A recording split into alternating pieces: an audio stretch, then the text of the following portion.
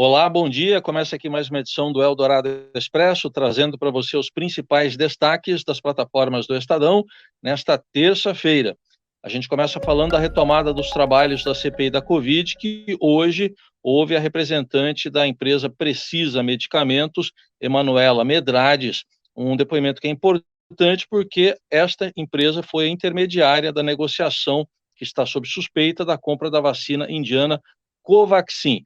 Por essa mesma compra, o presidente Bolsonaro foi alertado pelos irmãos Miranda, um deles o deputado Luiz Miranda, e em razão disso foi aberto ontem um inquérito da Polícia Federal para investigar se o presidente Bolsonaro cometeu crime de prevaricação por não dar encaminhamento à denúncia. Ele alega que deu esse encaminhamento enviando o caso ao então ministro da Saúde, Eduardo Pazuello, e que nada de irregular foi constatado e que a vacina não foi comprada.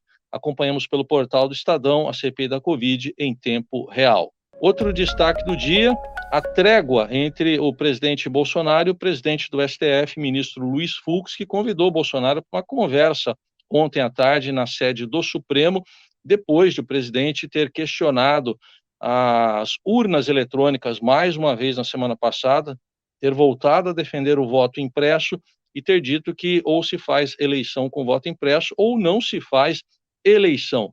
Os dois disseram depois do encontro que foi combinado o respeito aos limites da Constituição. Hoje, em entrevista à Rádio Dourado, o vice-presidente da Câmara dos Deputados, o deputado Marcelo Ramos, afirmou que o presidente Bolsonaro conversar com Luiz Fux é um avanço, mas que ele precisa ficar do lado da sociedade, dialogar com a sociedade e menos do lado dos radicais entrincheirados. E ainda no âmbito do Supremo Tribunal Federal, outra notícia do dia, a confirmação da indicação pelo presidente Jair Bolsonaro do advogado-geral da União, André Mendonça, para uma vaga de ministro no Supremo Tribunal Federal. Ele deve entrar no lugar de Marco Aurélio Mello, que se aposentou ontem ao completar 75 anos de idade.